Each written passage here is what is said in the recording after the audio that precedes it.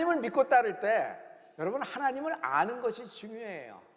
상대방과의 관계를 할 때 상대방의 캐릭터나 상대방의 성향에 대해서 아는 것이 굉장히 도움이 되지 않아요? 여러분, 뭘 알아야 될까요? 저는 아주 이거 확실합니다. 내게 확신이 있는 것이 있어요. 하나님은 날 사랑하신다. 우리에겐 어떤 땐 두 마음이 있어요. 그럴 때 내 생각과 하나님의 생각이 다르니까 참 안타까워서 좀 이렇게 영적으로 좀 이렇게 하나님과 불편한 관계라고 생각해서 하나님이 내게 관심 없다 생각하는데, 여러분, 우리의 마음이 하나님 마음을 선택하여 하나님과 한 마음 되는 축복이 있기를 축복합니다. 그러나 내게 두 마음일 때가 있어요. 너무 하나님께 죄송해. 그리고 하나님 실망하셨죠. 그리고 또 하나님께 너무 이렇게 고개를 들 수가 없을 때가 있어요. 그리고 또 마음에 좀 이렇게 섭섭함이 있을 때가 있어서 뭔지 모르게 참 이렇게 잘 안 될 때가 있어요. 그러나 잘났을 때, 승승장구했을 때, 열심히 해서 뭔가 퍼포먼스의 결과를 내고 수치를 내고 많은 사람에게 칭찬을 받을 때, 이런 때만 하나님이 날 사랑하시고 애끼시고 상 주시는 분이 아니에요. 하나님이 내게 이렇게 내 마음이 어렵고 힘들고 구부러지고 도망가고 싶고 숨고 싶을 때도 하나님은 여전히 날 사랑하십니다. 하나님은 공감하세요. 하나님의 마음과 공감하는 나를 공감하시는 것이 아니라 하나님의 마음과 상관없이 내 마음대로 꼬부라지고 어그러지고 슬퍼하고 이럴 때 하나님은 날 찾아와 내 마음과 공감해 주세요. 위로가 어떻게 되죠?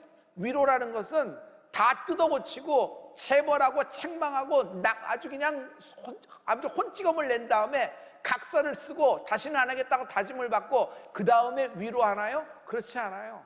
이 상태 이대로 슬픈 상태, 어려운 상태, 정말 고개를 들 수 없는 미안한 상태, 어떤 때는 도망가고 싶은 상태, 그러나 하나님은 상관하지 않았어요. 먼저 찾아와 나와 공감해 주시고 나를 위로해 주신다. 그리고 그것으로 끝나지 않아요. 반드시 신원하십니다. 여러분, 사람하고 손잡지 말고 하나님하고 손잡으십시오. 여러분, 저는 이걸 동업이라고 해요. 하나님하고 동업하는 은혜가 있을지어다. 하나님하고 동업할 때 인생이 풀린다. 여러분, 한번 해보실래요? 하나님과 손잡으라. 시작! 옆 사람에게 오늘 한번 해주세요. 하나님과 손잡으세요 라고 얘기했어요. 하나님과. 사랑하는 성도 여러분, 하나님이 손잡아 주시면 흔들리는 나를 붙잡아 주실 것입니다. 하나님이 손잡아 주시면 좌우로 요동치는 나를 붙잡아 주실 줄 믿습니다. 어떤 구덩이 속에 빠져서 여러분 잠식되고 허우적거린다 그래도 하나님과 손잡으면 하나님이 건져내신다. 지금 여러분의 어떤 모습이세요? 여러분은 지금의 인생에 어떤 상황에 있어요? 여러분의 좌표에 지금 현재 여러분의 느낌은 어떤 느낌이세요? 심지어 저는요, 나조차 실망스러운 내 모습을 볼 때가 있었어요. 내가 내 모습이 초라해서 나조차 감당이 안 돼요. 그러니 다른 사람에게는 어떻게 고개를 들고 앞으로 나갈 수 있겠어요? 자꾸 뒷걸음치고 엉덩방아 치면서 뒤로 물러나는 내 모습. 그러나 이런 나의 실망스럽고 부끄럽고 수치스러운 모습이라도 하나님은 여전히 오히려 더 하나님은 공감하시고 위로하시며 먼저 다가오세요. 중요한 건 하나님이 먼저 다가오세요. 네가 돌아오면 내가 좀 하는 거 봐서 가겠다는 분이 하나님이 아니에요. 여러분, 예수님은 먼저 내게 다가오신다. 나를 공감하시고 위로하세요. 그리고 오늘 하나님이 말씀하십니다. 여전히 내가 너를 사랑한다. 저는 목회에서 신용불량, 신불, 여러분 청년회 때 신불을 당하면은 인생이 처음부터 꽉 낙인을 찍힌 것 같습니다. 계좌도 어떤 직장을 구해도 월급을 받아도 그 모든 것들이 이렇게 나눠져서 나가기 때문에 내가 과연 어떻게 일어날까? 암 환자 이렇게 다룬다기보다는 그들을 중보하죠. 그렇게 중보하면서 같이 이야기하면서 하나님께 나아가면서 이제 기도해주고 이렇게 나갑니다. 굉장히 많은 흔들리는 순간이에요. 이런 경우도 있어요. 어떤 30대 후반의 여인이 왔습니다. 이혼한 거예요. 그러니 이제는 다 서류상으로 정리가 돼서 다른 나라를 가든지 어떤 다른 계통으로 해서 이렇게 해보려고 하는데, 목사님 이거 축복 기도해 주시고 어떻게 생각하는지요? 라는 얘기였어요.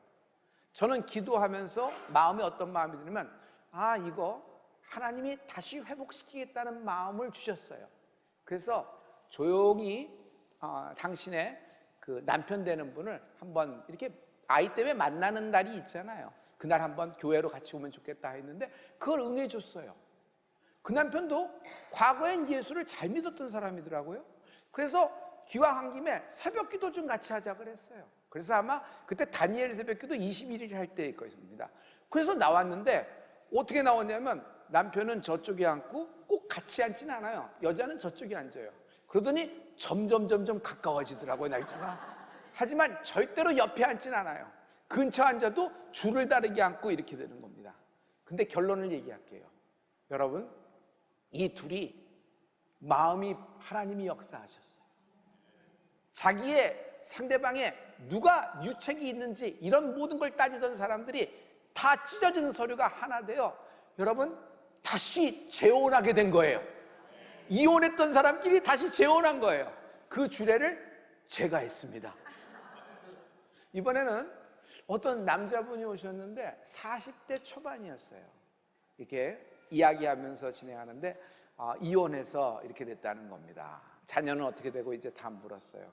그렇지만 제 마음에 또 같은 동일한 하나님의 성령의 마음을 주셔서 아내를 만나고 싶다 그랬습니다. 아니 뭐 아내하고 쿨하게 잘 지낸다니까 목사님 될 겁니다 했는데 아내가 오더라고요.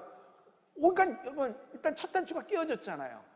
그래서 같이 상담을 하면서 따로 상담을 하고 따로 기도해 주면서 이렇게 하다가 어느 날 기도하다가 결국 여러분 찢어졌던 서류가 하나 되어 한 지붕 한 가족이 자녀로 또 가족으로 아빠와 엄마로 회복이 되었습니다. 할렐루야. 우리 이 모든 일을 이루신 하나님께 영광의 박수 한번 드리면 어떨까요? 실제적으로 다뤘던 일입니다. 그런데 이런 세 가지 계통의 이런 일을 당하면요, 처음에 그 파도를 맞으면은 현타가 옵니다. 현실 자각의 타임, 현타가 와요. 굉장히 흔들리는 겁니다. 이런 거죠. 이렇게 노력했는데, 이렇게 애썼는데 왜 노력한 만큼 결과가 안 나오지? 아이들이 공부를 했다가 결과가 안 나오면 현타가 올 때가 있어요. 또 비교할 때 그럽니다. 오랫동안 만났던 친구를 오랜만에 만나서 들어왔는데 갑자기 훅 하고 내 처지를 보니까 우울감이 훅 들어오면서 내 마음이 어떻게 돼요? 내 상태에 의문이 드는 거예요. 아니 나는 이렇게 열심히 하나님을 믿는데 왜 내 삶은 나아지는 것이 없고 내 친구는 하나님을 모르는 대로 저렇게 승승장구 건승하고 행복해 보이는데 나는 지금 겉모습으로 행복하고 기쁘다고 얘기하지만 내 속은 초라하다. 왜 나는 이렇게 어렵지? 이 어려움이 언제부터 계속된다 했더니 영원할 것 같아요. 앞으로도 나아지지 않을 것 같아요. 내가 이렇게까지 노력하고 이렇게까지 했는데 더 이상 나아질 것이 없다면은 난 이제 더 이상 내 자신을 채찍질할 수도 없어. 옆 사람들이 격려하고 응원합니다. 힘내라고 이모티콘도 빡 보고 그러지만 더 이상 그것이 에너지로 들어오지 않아요. 왜냐하면 여러분 근본적으로 일어날 수 있는 힘이 있어야 되는데 뭔가 여기서 나와야 되는데 그 모든 베이스가 물질이 될 수 없어요. 여러분 그것이 세상의 기쁨이 될 수가 없어요. 여러분이 원하는 명예가 그것이 원동력이 될 수 없어요. 여러분 오직 하나님이 여러분을 다시 일으키게 하시는 힘을 주실 줄 믿습니다. 여러분 오늘 일어나게 될 겁니다. 하나님과 손잡으십시오. 하나님과 손잡으십시오. 지금 여러분 바로 코앞에 하나님의 손이 그냥 뻗쳐 있을 겁니다. 그냥 손 뻗을 필요도 없어요. 그냥 앞에 있는 거 덥석만 잡기만 하면 그 손에 하나님이 그 전능한 하나님의 오른손으로 여러분을 붙잡아 주실 줄 믿습니다. 여러분 이사야서 54장 4절부터 5절에 여러분이 이런 축복을 받게 될 거예요. 우리 다 같이 두려워하지 말라. 내가 수치를 당하지 아니하리라. 놀라지 말라. 내가 부끄러움을 보지 아니하리라. 내가 내 젊었을 때의 수치를 잊겠고 과부 때의 치욕을 다시 기억함이 없으리니. 저 말씀을 잘 보면 다 과거의 일이에요. 여러분의 과거에 일었던 수치, 억울함, 부끄러움, 그리고 흔들렸던 것, 그리고 도망치고 죽고 싶었던 것, 더 이상 회생 불가능할 수 없던 그냥 훅 잠식된 모든 것들.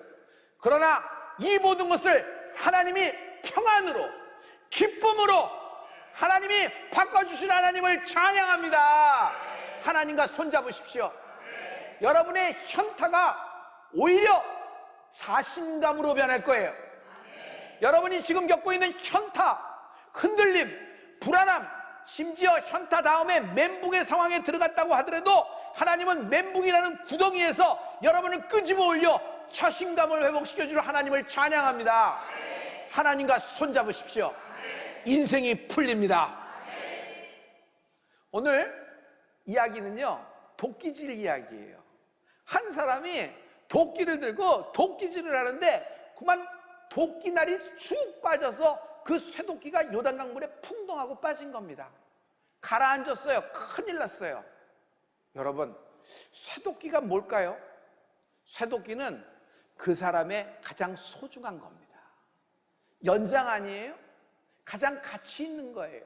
그걸로 나무를 베어야 되고요, 그것으로 집을 져야 되는 겁니다. 그러니 여러분, 이 쇠도끼야말로 자기 인생의 생계에 가장 소중한 것이에요. 사람마다 자기 쇠도끼가 있다.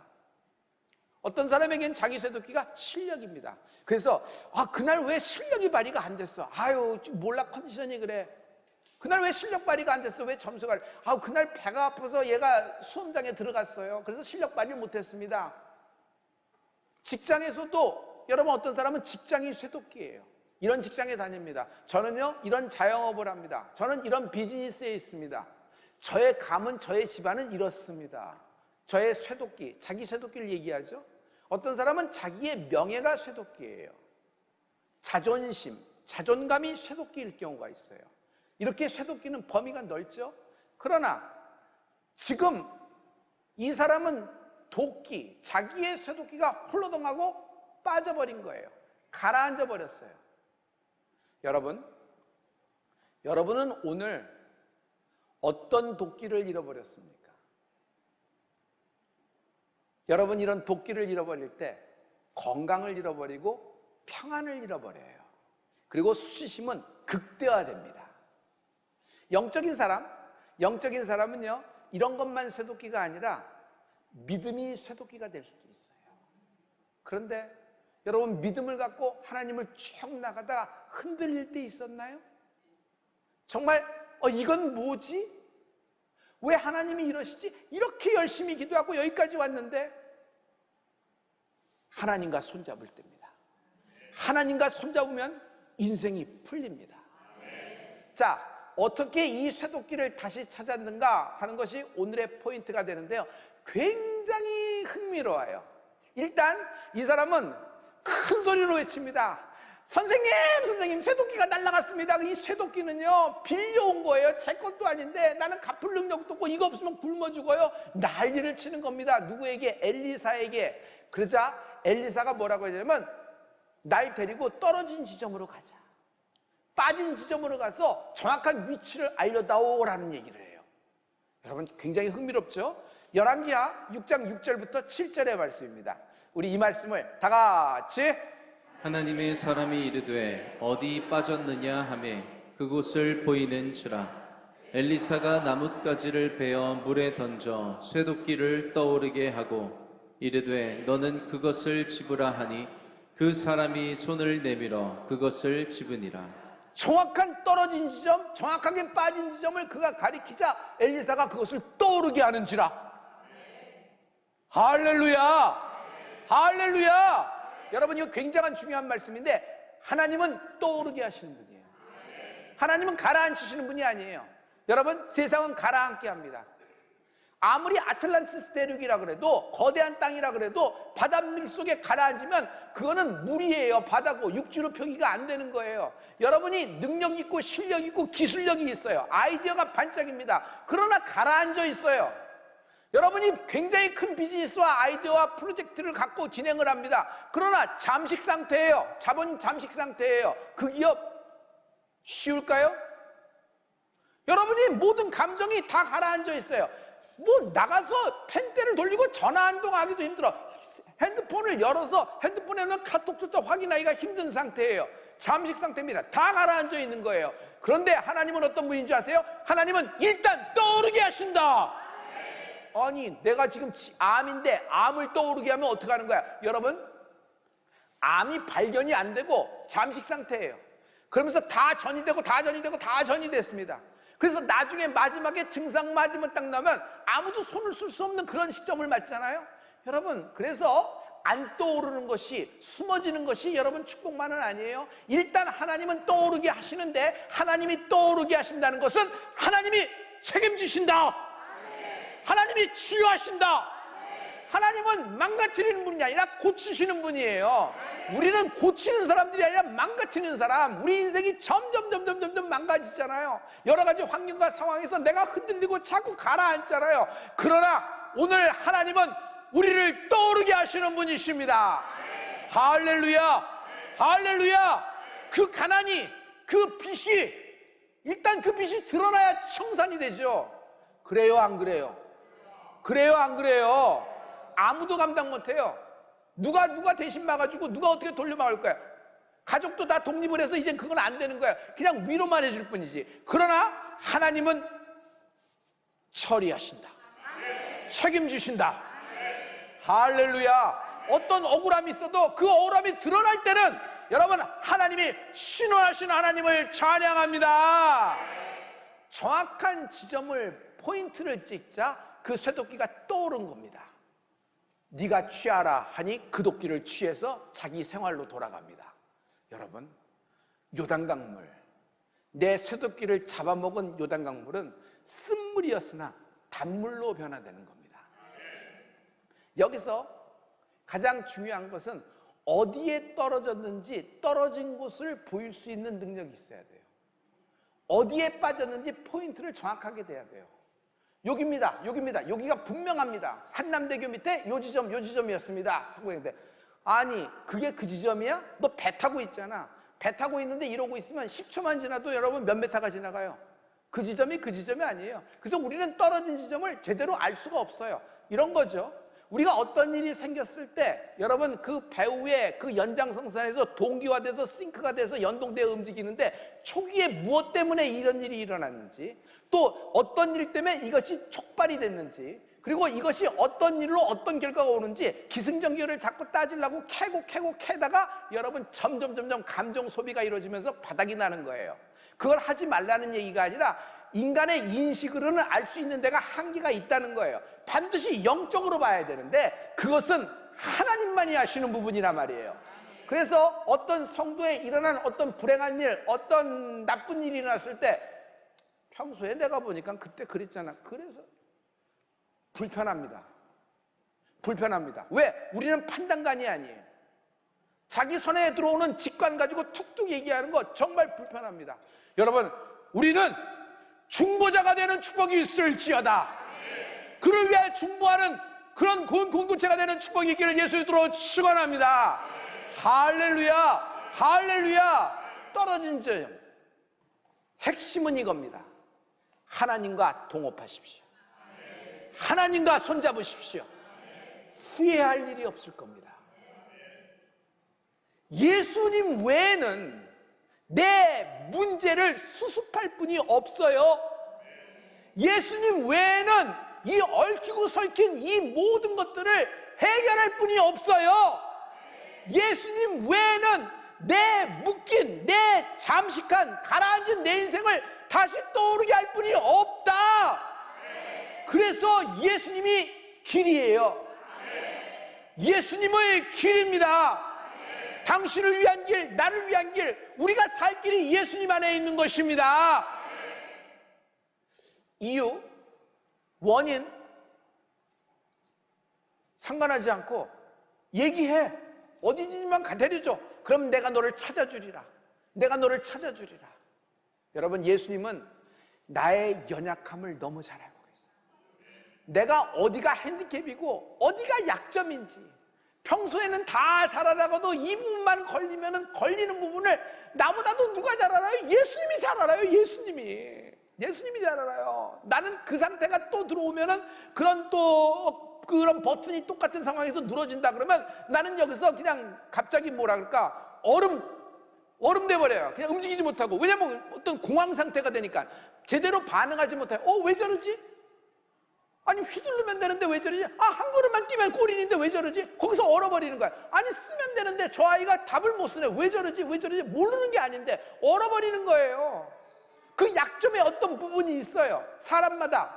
그것은 우리의 어떤 체질에서 오는 것도 있지만 여러분 과거에서부터 연루된 것들이 있잖아요. 그러나 중요한 건 이겁니다. 하나님은 내 연약함을 너무 잘 알고 계세요. 너무 잘 아시는 하나님은 나를 공감해 주시고 나와 찾아와 회복시켜 주시고 마침내 신원시켜주는 하나님을 찬양합니다. 하나님은 당신이 잃어버린 쇠도끼를 떠오르게 하실 것이다.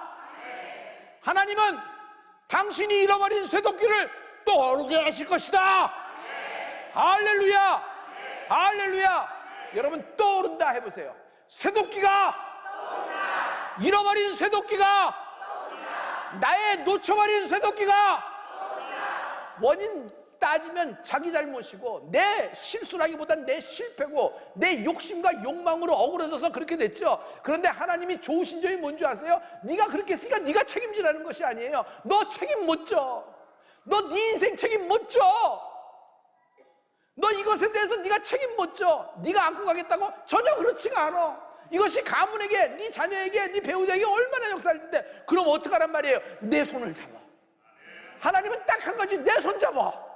내 손 잡아. 멀리 있어서 기어 올라와서 손 잡으라는 것이 아니에요. 내 코앞까지 오셔서 내 손 잡아. 잡기만 해. 내가 너를 붙들어 줄 거야. 내가 너를 세워줄 거야. 내가 모든 원수들 앞에서 너를 높이 추석게 해줄 거야. 할렐루야. 당신의 쇠도끼를 떠오르게 하실 것이다. 그러나 우리는 잃어버린 지점을 몰라요. 빠져버린 좌표를 몰라요. 그물이 그물 같고 그 지점이 그 지점 같아요. 그때는 밤이라서 달빛 아래 봤는데 해가 중천에 뜨고 보니까 그림자가 바뀌었네. 그리고 그때는 뭐 암초 옆인 것 같았는데 그 암초는 보이지가 않아. 물이 들어와서 딱 얼렸으니까 강의 지형이 바뀌어버린 거예요. 절대로 찾아낼 수 없어요. 그런데 이 지점을 기억나게 해주신다. 요한복음 14장 26절부터 27절의 말씀이에요. 우리 이 말씀을 다 같이 보혜사 곧 아버지께서 내 이름으로 보내실 성령 그가 너희에게 모든 것을 가르치고 내가 너희에게 말한 모든 것을 생각나게 하리라. 평안을 너희에게 끼치노니 곧 나의 평안을 너희에게 주노라. 내가 너희에게 주는 것은 세상이 주는 것과 같지 아니하니라. 너희는 마음에 근심하지도 말고 두려워하지도 말라. 평안을 주노니 평안하라. 그냥 하나님은 냅다 평안 주니까 니네 그냥 무조건 평안을 누려 이러신 분이 아니에요. 그 앞에 하나님이 뭘 해요? 처리해 주시는 거예요.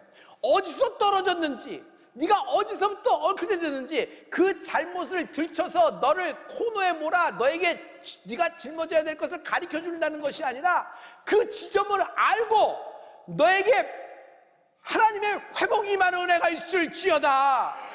여러분 성령님은 어떤 분이에요? 내 변호사십니다. 내 위로자세요. 나를 돕는 자세요. 그런데 성령님은 근본적으로 성령이 내게 임하시면요 여러분 기억나게 하시는 겁니다. 이게 성령의 역사예요. 할렐루야. 여러분 떨어진 지점이 기억나면서 여러분의 잃어버린 쇠도끼가 떠오르게 될 것이다. 그래서 우리는 45차 성령 컨퍼런스에 잃어버린 도끼를 찾으러 가게 될 것이다. 그래서 우리는 45차 성령 컨퍼런스에 3박 4일을 시간을 내고 성산에 올라 잃어버린 도끼를 찾게 되는 은혜가 있을 것이다.